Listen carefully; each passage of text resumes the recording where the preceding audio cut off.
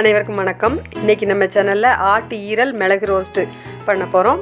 ரொம்ப சிம்பிளாக ஈஸியாக பண்ணிடலாம். ரொம்ப ஒரு டேஸ்ட்டாக இருக்கும். ஆட்டு ஈரல் உடம்புக்கு ரொம்ப நல்லது. மிளகு ஜீரகம்லாம் சேர்த்து பண்ணும்போது இன்னும் ஒரு டேஸ்ட்டாக இருக்கும். வாங்க எப்படி செய்யலாம்னு சொல்லி நம்ம பார்க்கலாம்.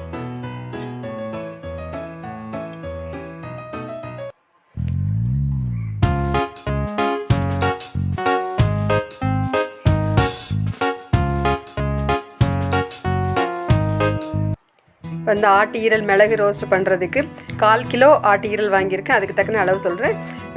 ஜீரகம் 1 ஸ்பூன் எடுத்துக்கோங்க.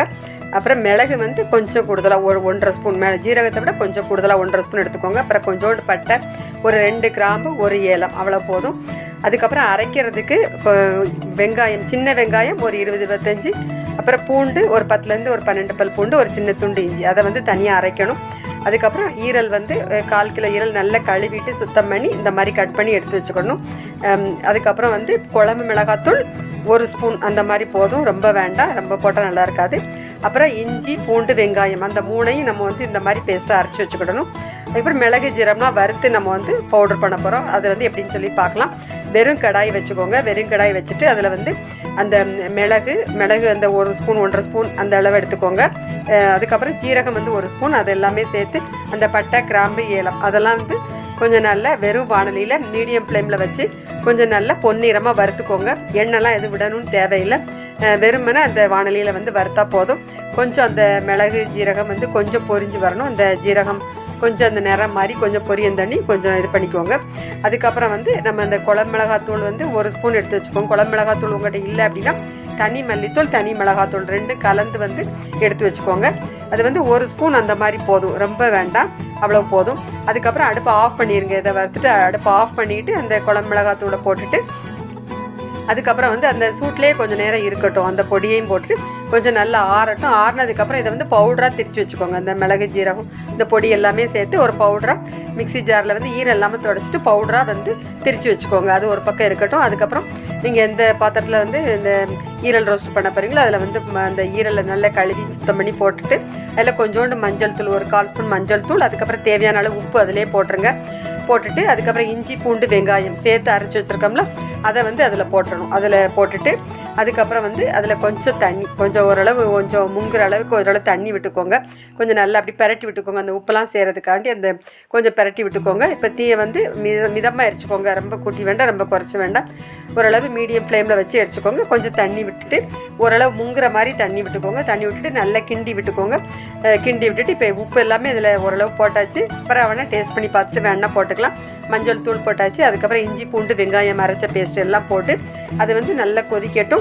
அப்பப்போ கிண்டி விட்டுக்கோங்க. இது ஒரு 10லேருந்து ஒரு 15 நிமிஷம் அந்த மாதிரி கொதிக்கட்டும். ஈரல் வேகிறதுக்கு மேக்ஸிமம் ஒரு 20 நிமிஷம் அந்த மாதிரி தான் ஆகும். இது இப்போ ஒரு 10லேருந்து ஒரு 15 நிமிஷம் வரை பார்த்து கிண்டி விட்டுக்கோங்க. அப்பப்போ கிண்டி விட்டுட்டு இது ஒரு கொதிச்சு ஒரு பக்கம் இருக்கட்டும். அதுக்கப்புறம் ஒரு 10லேருந்து ஒரு 15 நிமிஷம் கழித்து அதை தனியாக ஒரு பவுலில் மாற்றிடுங்க. அந்த தண்ணியோடு சேர்த்து தண்ணி தூர ஊற்றிட வேண்டாம். தண்ணியோடு சேர்த்து ஒரு பவுலில் மாற்றி அது ஒரு பக்கம் இருக்கட்டும். அதுக்கப்புறம் கடாயை வச்சுக்கோங்க. கடாயை வச்சுட்டு நல்லெண்ணெய், இந்த ஈரல் ரோஸ்ட்டுக்கு நல்லெண்ணெய் தான் நல்லாயிருக்கும். அதனால் கண்டிப்பாக நல்லெண்ணெய் யூஸ் பண்ணிக்கோங்க. நல்லெண்ணெய் கொஞ்சம் ஒரு குழிக்கரண்டி அந்த மாதிரி விடணும். கொஞ்சம் அதிகமாக விடணும். ஸ்பூன்னா ஒரு 8 ஸ்பூன் அந்த மாதிரி, 8 ஸ்பூன் 9 ஸ்பூன் அந்த மாதிரி விட்டுக்கோங்க. கொஞ்சம் அதிகமாக இருந்தால் தான் இது ஒரு டேஸ்ட்டாக இருக்கும். அதனால் நல்லெண்ணெய் விட்டு அது நல்லா ஹீட் ஆனவுடனே பல்லாரி வெங்காயம், ஒரு பல்லாரி வெங்காயம் கரெக்டாக இருக்கும். அதுக்கப்புறம் அதை நல்லா குட்டி குட்டியாக கட் பண்ணி அதை நல்லா ஃப்ரை பண்ணிக்கோங்க. அந்த எண்ணெயில் போட்டு அந்த கொஞ்சம் பொன்னிறமாக வரணும். அந்த அளவுக்கு அந்த வெங்காயத்தை போட்டு நல்லா வதக்கிக்கோங்க. வதக்கிட்டு அதுக்கப்புறம் கொஞ்சமாக அதில் கொஞ்சம் கருவேப்பிலை, கொஞ்சம் ஒரு கொத்து கருவேப்பிலையை போட்டுக்கோங்க. போட்டுட்டு அதையும் சேர்த்து நல்லா கிண்டி விட்டுக்கோங்க. இப்போ வெங்காயம் கருவேப்பிலையும் சேர்த்து கொஞ்சம் நல்லா சுருண்டு வந்துகிட்டு இருக்கு. இப்போ தீயை நிதானம் எரிச்சுக்கோங்க. ரொம்ப அந்த வெங்காயம் ரொம்ப கரிக்கிற வேண்டாம், நிதானம் எரிச்சுக்கோங்க. இப்போ நல்லா எல்லாமே வெங்காயம் அந்த கருவேப்பிலை எல்லாமே சேர்ந்து சுருண்டு வந்துட்டுருக்கு. இப்போ அந்த நம்ம ஈரல் வெந்திருக்கலாம் அந்த தண்ணியோடு சேர்த்து நம்ம அதில் விட்டுறலாம். அந்த வெங்காயம் வதக்கி வச்சுருக்கோம்ல அதில் விட்டுருங்க. தீயை நிதானமாக எரிச்சிக்கோங்க. அதுக்கப்புறம் நல்லா அப்பப்போ கிண்டி விட்டுக்கோங்க. இப்போ எல்லாமே உப்பு, அப்புறம் இஞ்சி பூண்டு பேஸ்ட்டு அதெல்லாம் ஃபஸ்ட்டே போட்டாச்சு. இப்போ வெங்காயத்தோடு சேர்த்து அது நல்லா கொதிச்சிட்ருக்கு. அதுக்கப்புறம் நம்ம மிளகு ஜீரகம், அப்புறம் பட்டை, கிராம்பு, ஏலம், அப்புறம் குழம்பு மிளகாத்தூள் எல்லாம் நல்லா வறுத்து நம்ம பவுடர் மாதிரி பண்ணி வச்சுருக்கோம்ல அதை இதில் போட்டுருங்க. போட்டுட்டு இப்போ அதையும் சேர்த்து நல்லா கிண்டி விட்டுக்கோங்க. இப்போ அந்த பச்சை வாசனை போகணும். போய் அந்த எண்ணெய்லாம் நல்லா பிரிஞ்சு வரணும். அந்த அளவுக்கு நீங்கள் வந்து இது பண்ணிக்கோங்க. தீயை வந்து மீடியம் ஃப்ளேமில் வச்சு நல்லா இது பண்ணிக்கோங்க. அப்பப்போ இடையில வந்து கிண்டி விட்டுக்கோங்க. இதுக்கு இந்த ஈரல் ரோஸ்ட்டுக்கு வந்து தக்காளி ஆட் பண்ணணும்னு தேவையில்லை. தக்காளி ஆட் பண்ணும்போது அது வந்து வேறு ஒரு டேஸ்ட்டாக வரும். அது நல்லா தான் இருக்கும், அது வந்து வேறு டேஸ்ட்டாக இருக்கும். ஆனால் இந்த பெப்பர் ரோஸ்ட்டுக்கு தக்காளி போடணும்னு தேவையில்லை. அதனால் இந்த மாதிரி தக்காளி போடாமல் இந்த மாதிரி செஞ்சு பாருங்கள், ரொம்ப ஒரு டேஸ்ட்டாக இருக்கும்.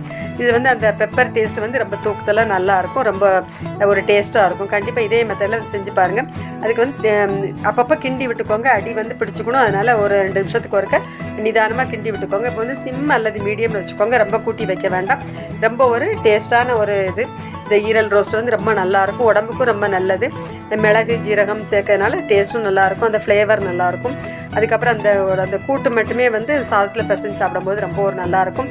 ரசம் சாதத்தோட இந்த சைடிஷாக வச்சு சாப்பிட்டுக்கலாம். மட்டன் குழம்பு, சிக்கன் குழம்பு அந்த மாதிரி வைக்கும்போது இந்த மாதிரி ஆட்டு ஈரல் ரோஸ்ட்டு வச்சு நீங்கள் வந்து சைடிஷாக வச்சு சாப்பிட்டுக்கலாம். ரொம்ப ஒரு சப்பாத்தி கூட தொட்டு சாப்பிட்டுக்கலாம், ரொம்ப ஒரு நல்லாயிருக்கும். கண்டிப்பாக வந்து இதே மெத்தடில் நீங்கள் ட்ரை பண்ணி பாருங்கள்.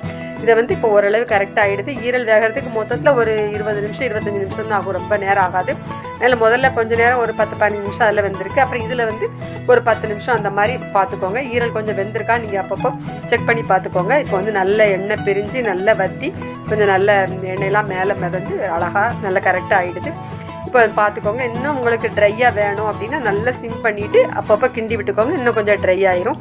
உங்களுக்கு எந்த பக்கத்தில் தேவையோ அந்த பக்கத்தில் நீங்கள் பார்த்து எடுத்துக்கோங்க.